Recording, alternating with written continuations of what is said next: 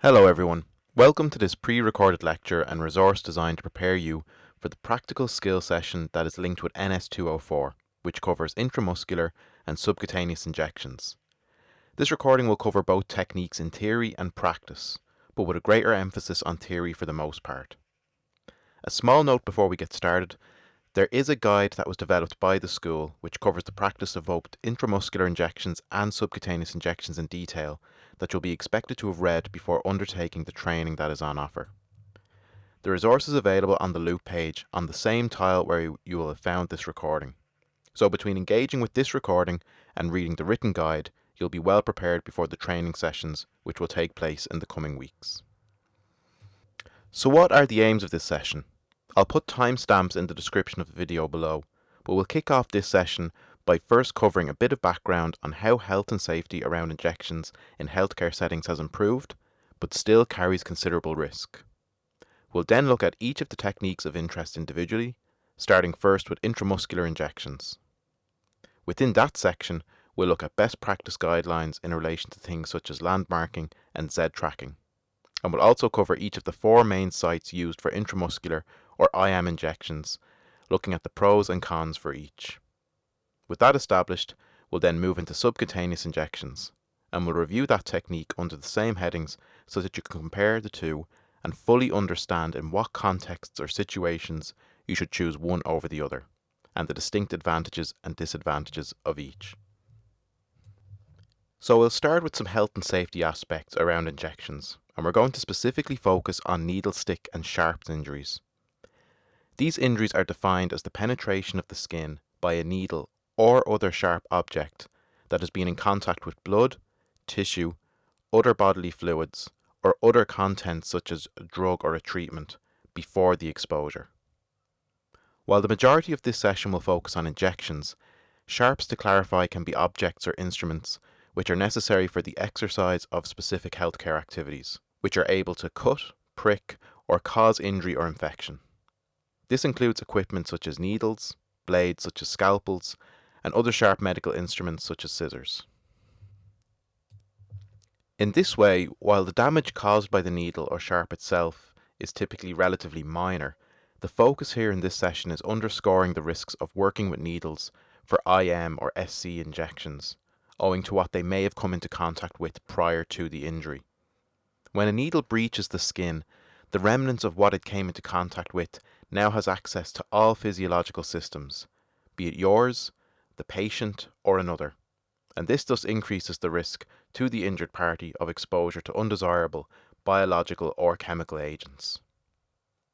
This is important for you lot because in your career you'll be expected to deliver these quite routinely, and the reality is, with some of the patients that you'll be working with, and the drugs and treatments that you'll be delivering, these present significant risks, so there is an inherent danger to this practice.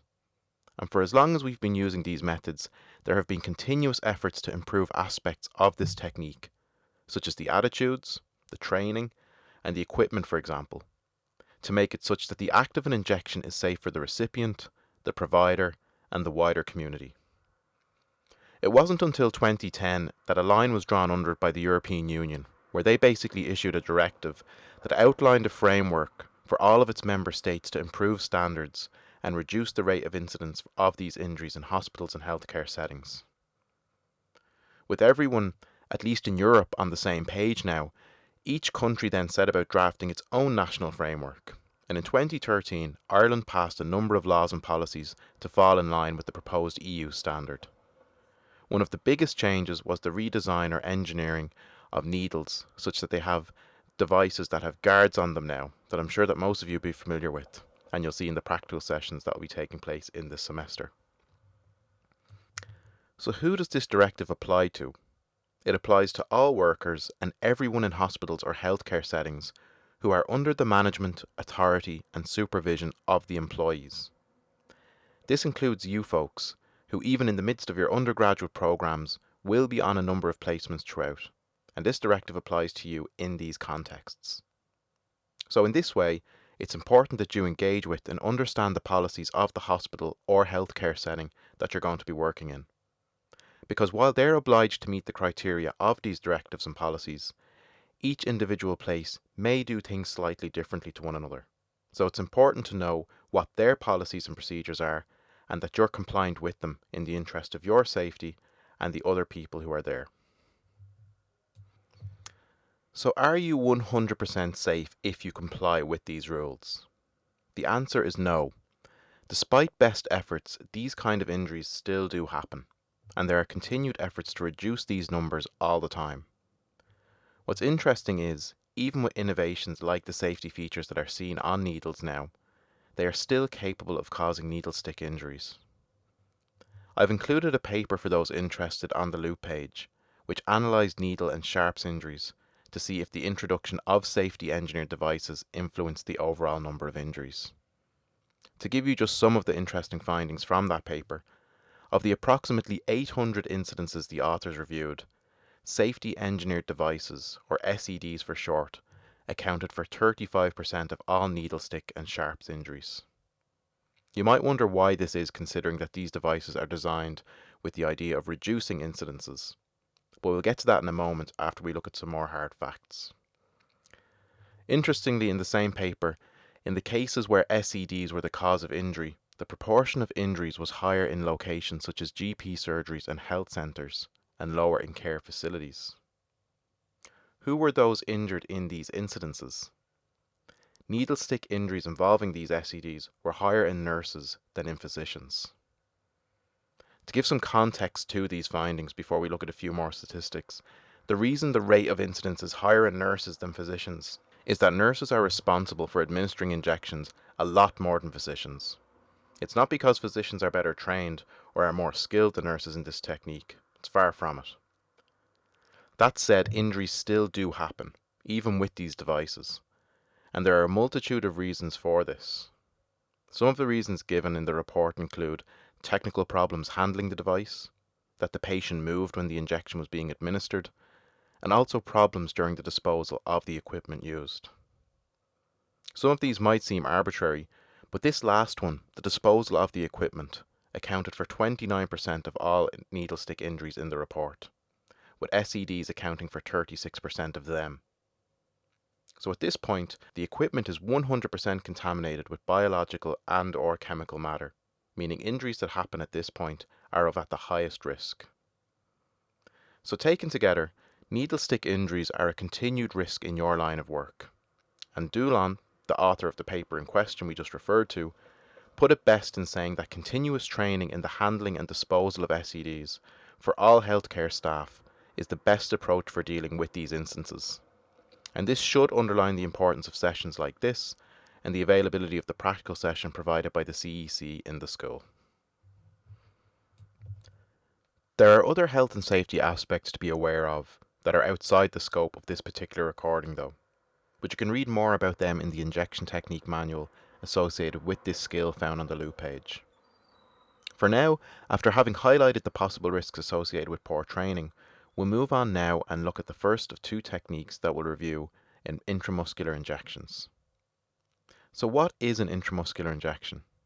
As the name might suggest, they are injections used to deliver medications deep into the large muscles of the body. These muscles have a rich blood supply, such is the demand of them in facilitating movement in the body.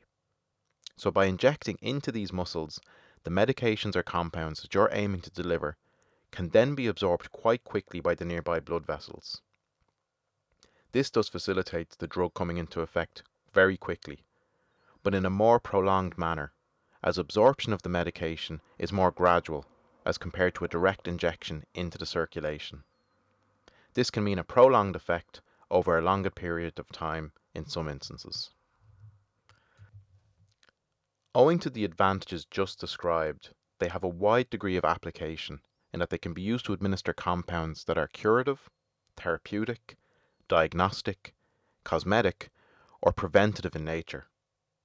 Common medications given by the intramuscular or IM route include antibiotics such as penicillin and streptomycin, biologicals such as immunoglobulin antibodies and vaccines, and also hormonal agents such as testosterone. To ensure the delivered medication or compound is retained for the longest time possible in the muscle tissue, IM injections use a technique known as Z-tracking. The Z-tracking technique prevents leakage of your delivered medication or compound, whatever it might be, back into the subcutaneous tissue layer as the needle is withdrawn from the skin after delivery. Z-tracking is recommended for all IM injections. It ensures that the medication, at the respective concentration, is delivered where it needs to be without any loss into neighbouring layers of the skin, which, if it were not performed correctly, would see a drop in the concentration of the medication in the muscle, therefore reducing the anticipated effects of the medication in the patient or client who it's being administered to. It's also relatively less painful, as the target sites for IM injections are typically lacking of major blood vessels and nerve, through which pain can be experienced in other forms of injection, like intravenous. An IM also reduces the risk of complications that might be seen with other injection techniques. So what does Z-tracking involve? So as you can see in the diagram, the skin is made up of several layers, and the target layer, in this case the muscle layer, is found at the very bottom of these layers. With Z-tracking, you're aiming to displace the top layer of the skin and the subcutaneous layer with respect to your target site, i.e. the underlying muscle. In this way, after you administer the injection utilizing this technique, when you release the skin, the track of the needle in the muscle layer is now not in alignment with the track of the needle which was created in the layers above it. This essentially seals the medication into the muscle layer, ensuring it's retained after the needle is withdrawn. So how do we perform a Z-track? It starts with displacing the skin laterally to the side by pulling it away from the muscle. This involves moving the skin about half an inch or 1 centimeter from the starting point. This does not require much pressure at all. You are not digging your finger into the target site. You're simply pressing down and moving the skin in one direction, ever so slightly. You then take your needle and hold it at a 90-degree angle relative to the target. In other words, you are now pointing it straight down towards the target injection site. You insert the needle quickly into the skin to ensure a swift arrival at the muscle layer. You don't want to make the patient or client uncomfortable by slowly inserting the needle, but at the same time, do not treat them like a dartboard. So be swift, but without too much force. Some sites that we will see that are routine for IM injection, if they're targeted properly, are not near any blood vessels or nerves. But in some instances, as we'll see, there can be some in the vicinity, and poor technique might see you land your needle into a vein or artery instead of the intended muscle site. So after inserting the needle, pull back on the plunger of the syringe to check and see that there's no blood that has been aspirated. If there are no traces of blood, you can be confident that you're in the right site. If this is the case, then apply a steady pressure to the plunger of the syringe and try to apply a force such that the medication is being delivered at about 1 ml every 10 seconds. So a relatively slow delivery to ensure the least discomfort for the recipient. Throughout all of these steps, you will have retained that pull on the skin for the Z-track. So once you're done administering the medication, withdraw the needle and release the retracted skin at the same time. In doing this, you seal off the puncture track that you created, and you now have effectively trapped the medication you deliver to the muscle, from which the patient or client will now receive the maximal benefits of. Before we look at the optimal sites and their respective uses in using this technique in a bit more detail, I just want to say a quick word on needles, their sizes, and the angle at which you go in from when using them. So within the last 2 decades, there's been a lot of literature and discussion around how we as a species are changing with respect to size and mass. The range of needles available used to be very small, with a one-size-fits-all kind of mentality.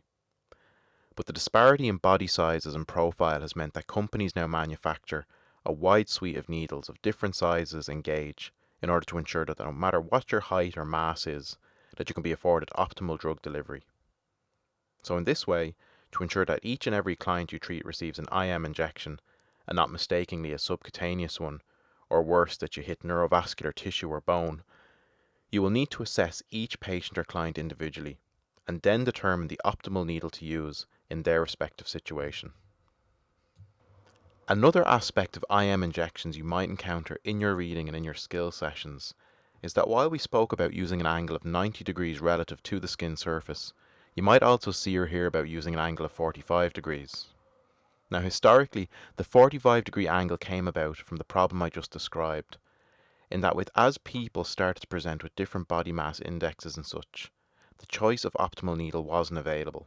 So to achieve contact with the muscle layer, an individual could select one of two angles when administering the injection, depending on the profile of the skin layer that they were dealing with, i.e. 90 degrees or 45 degrees. So as you can see in the diagram, you can see that both needles have reached the muscular layer, but both are entering at different angles. Now notice that the needle on the right is much longer. If that needle had entered at 90 degrees, it would have been quite likely to penetrate through the muscle layer and cause damage to the underlying layers, whilst also seeing the medication delivered to the wrong location. But by the skilled professional adjusting the angle to 45 degrees, the needle can still reach the muscle layer, though it takes a certain level of skill to know how far to go at 45-degree angle to reach that particular layer. But with the availability of different needle sizes now, this won't present as much of a problem for you. And while the 45-degree angle approach is still effective, and you still might see individuals use it on your placement and throughout your careers, it is regarded as being a bit old-fashioned, and you should all aim to use the 90-degree approach where you can.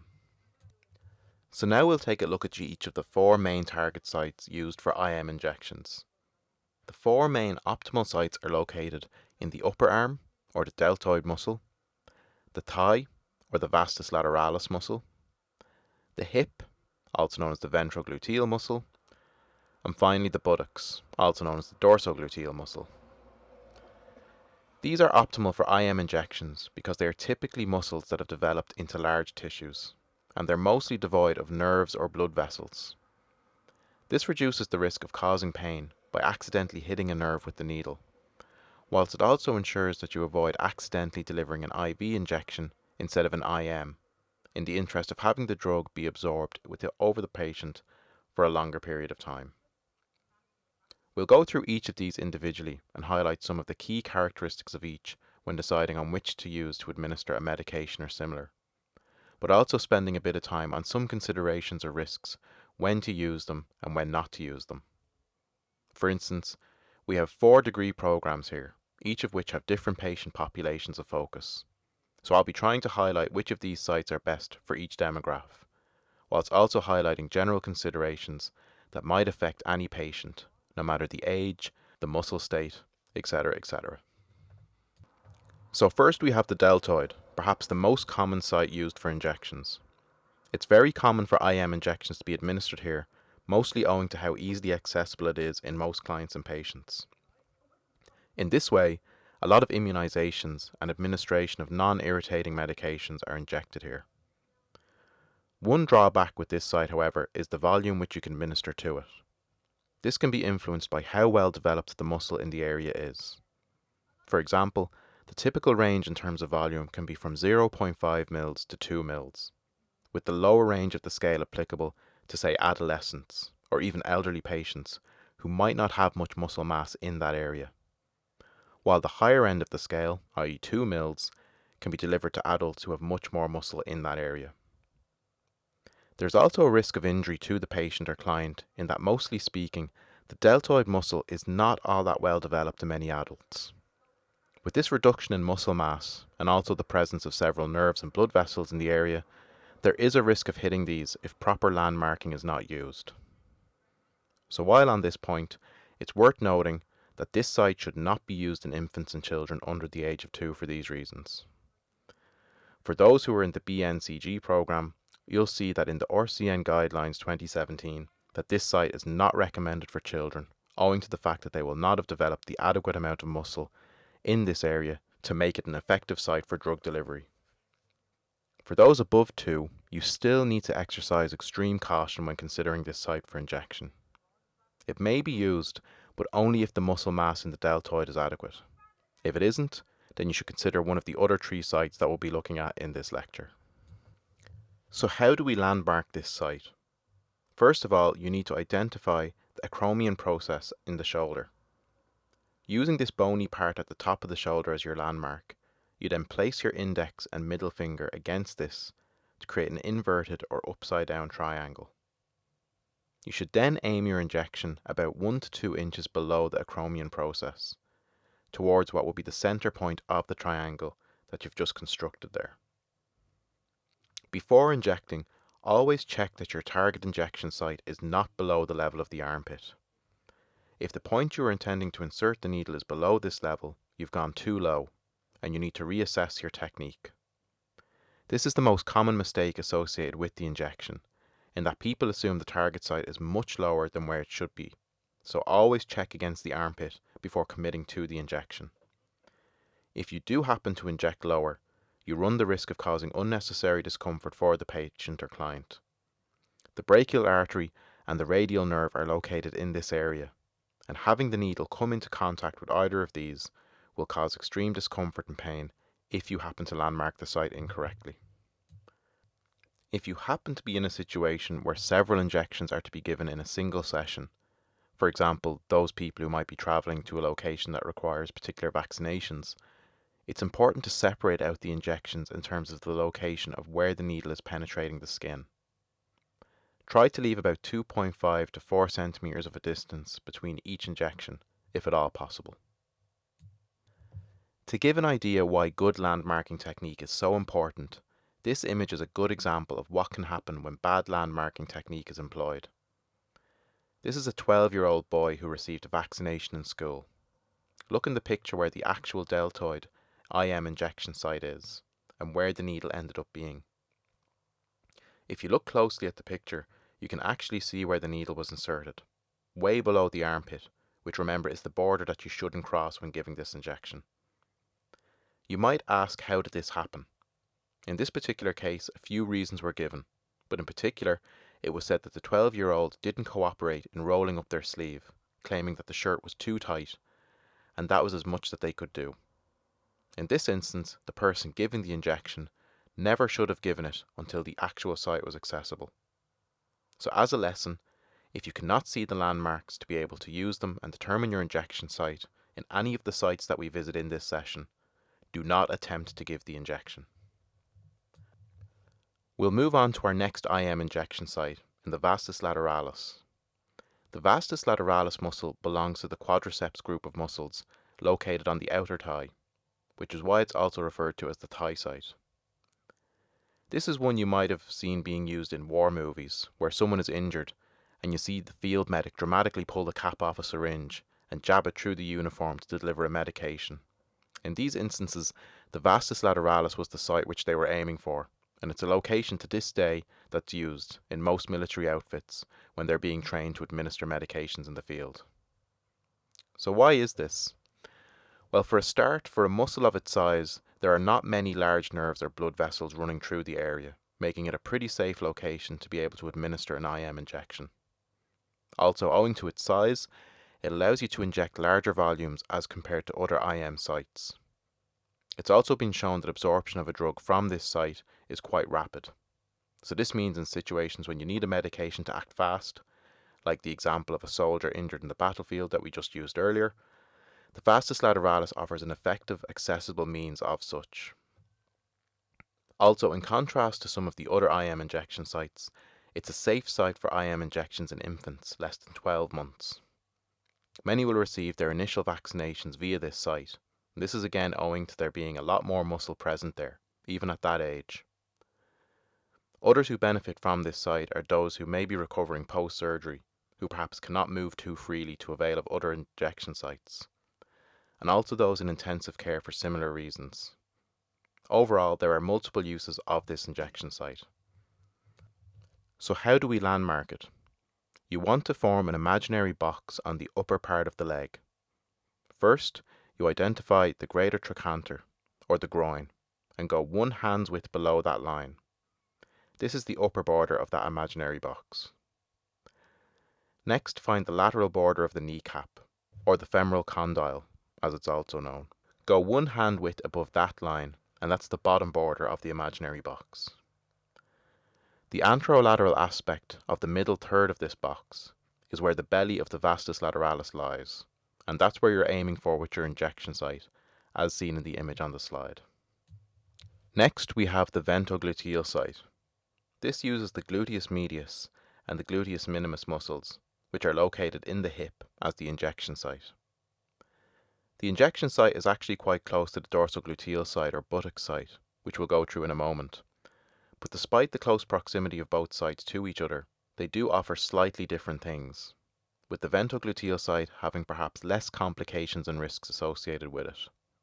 In fact, the use of the ventrogluteal site for IM injections came about in the 1950s as an alternative to the dorsal gluteal site. Such were the problems associated with it.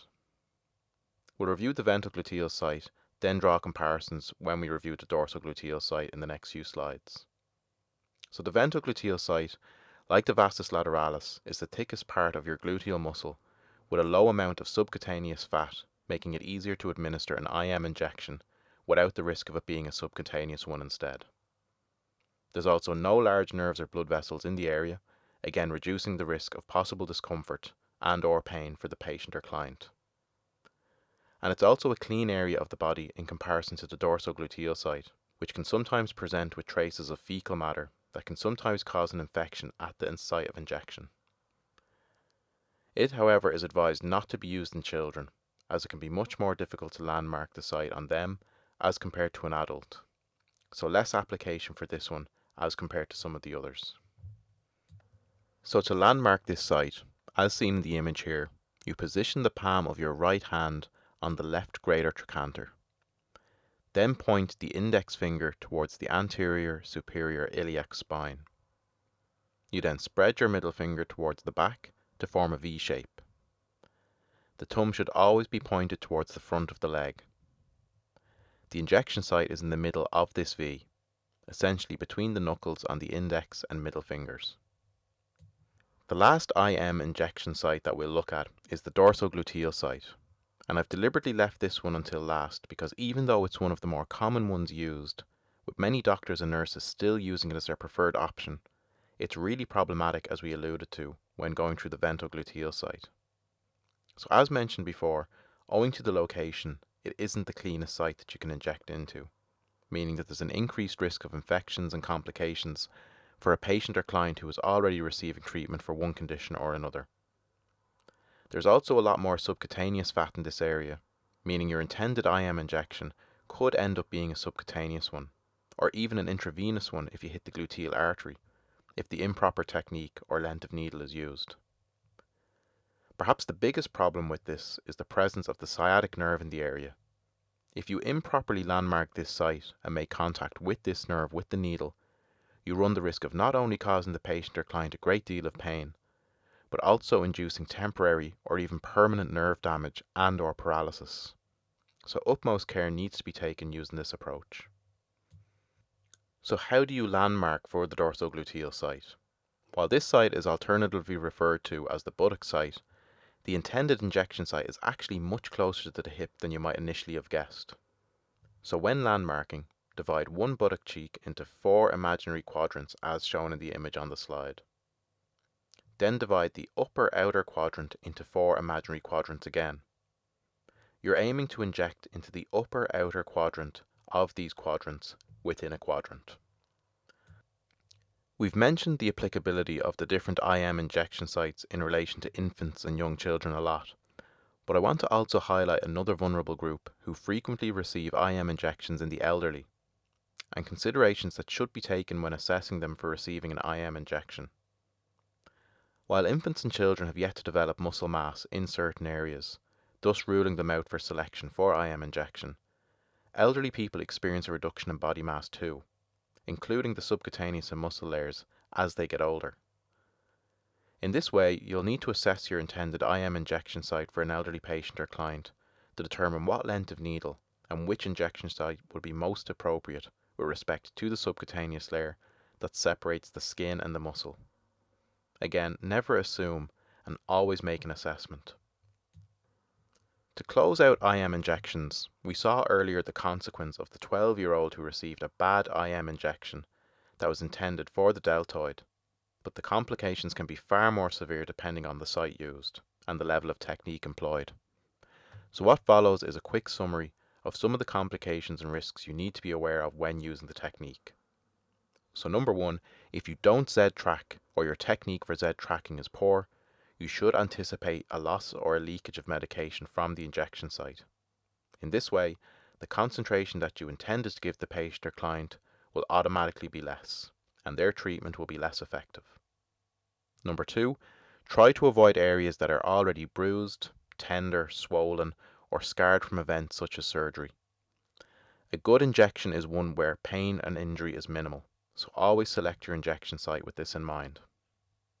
Number 3, similarly, individuals who receive multiple IM injections in the same location can experience damage to the tissue subjected to the injection and damage to the muscle, and the surrounding area can see increased risk of fibrosis and muscle contracture.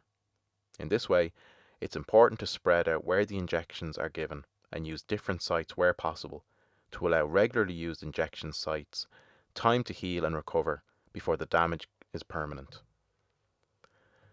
Number 4, there is a risk that individuals will present with granuloma or abscesses in the muscle tissue. These nodules of liquefied fat may actually impede the delivery of the medication upon injection and cause a black flow out of the injection site, so always check for these too. Number 5, a patient may experience necrosis of the tissue where the medication is injected. Often this is linked to the toxicity of the medication being delivered, and you can actually reduce the risk of this occurring by ensuring an appropriate volume is being delivered, and also at the appropriate rate, as mentioned earlier. Number 6, in giving IM injections, you are trying to avoid contact with nerves and blood vessels. This is easier to do in some sites more than others, and in those which present with major nerves or blood vessels, you do run the risk of hitting one or the other with poor technique. Hitting a blood vessel may see your IM delivery become an IV one, thus having a potentially different physiological effect, while hitting a nerve can cause palsies and paralysis, both temporary or permanent, depending on the nerve and the damage sustained. And number 7, finally, perhaps the most common, is that you might cause local discomfort and redness at the site of injection. This can be down to the medication itself, but it can also be from poor technique and an improper choice of needle, etc. So overall, many of these complications can be avoided with the proper training. So commit these to memory and be alert for them on your placement and training ahead. We'll now move on to subcutaneous injections. Subcutaneous injections, or subcuts as I'll refer to them as, are given just below the epidermis, with the needle aiming to deliver the medication into the fatty connective tissues underlying the skin. Subcutaneous literally translates to mean below skin, and you can get an idea of exactly where you're aiming for in the image on the slide. Subcuts are becoming more popular as a potential route of administration of medications. In comparison to, say, an oral route, injection by subcut acts quicker because it is absorbed much more quickly by the body. They are not as fast acting as IM injections, but in comparison to an IM injection, they can be readily injected by the patient or client themselves. This is because the site is much closer to the surface of the skin, and thus a smaller needle can be used, making the technique much easier to implement with a reduced risk of causing damage at the injection site, as most major nerves and blood vessels are located deeper in the tissue bed. Also, there is less variability in the absorption of medications delivered by subcut as compared to IM. IM injections are subject to activities that involve the muscle itself. So for example, exercise can determine how quickly or efficiently a drug is absorbed by IM injection, depending on the muscle into which it was injected. These kinds of aspects are important in the context of certain medications, such as insulin, which diabetics are incredibly dependent upon and need to ensure effective, uncompromised delivery of the molecule in the interest of their health. Owing to the practical advantages of a subcut injection, insulin, as you're probably all well aware of, has been adapted for use by the patient or client themselves in certain contexts. In this way, there are many regulated or controlled medications that can now be delivered by subcut that in decades prior patients would never have been given access to administer to themselves. In this way, while subcuts are a technique that you can teach a patient or client to perform themselves, you will also find yourself delivering these quite frequently too. So for example, Some pain relief medication may be delivered by subcut using a butterfly needle, in which the medication will be delivered over the course of an hour or so.